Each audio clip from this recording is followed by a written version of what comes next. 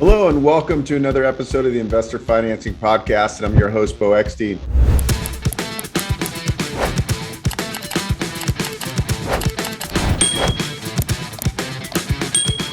And on today's episode, we're going to talk about what's going on with the market right now. Rates are obviously have drastically increased, but yet they're still relatively low compared to what we experienced over the last 10 or so years.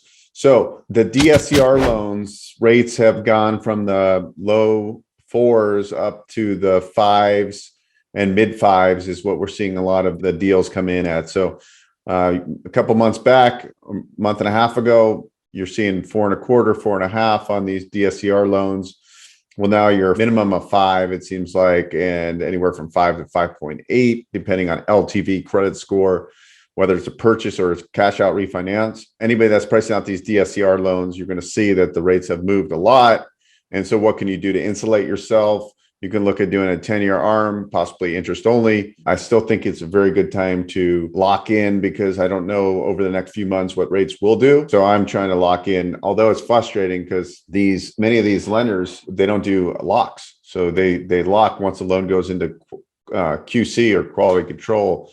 So basically you're not getting locked till after the appraisal. I am trying to refinance personally 3 properties. And it took like 45 days to get all 3 of the appraisals back, and rates have moved up significantly. So you're not alone, but this is what we have to deal with in this rate environment. So just be aware.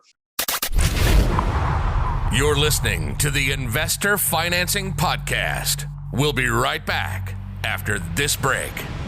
Hi, this is Beau Eckstein, host of the Investor Financing Podcast. I appreciate you checking out our channel. On this podcast, we talk about real estate, investing, financing, business lending, and acquiring and expanding your business. I'm sure you will find some videos here that will help you build your business empire.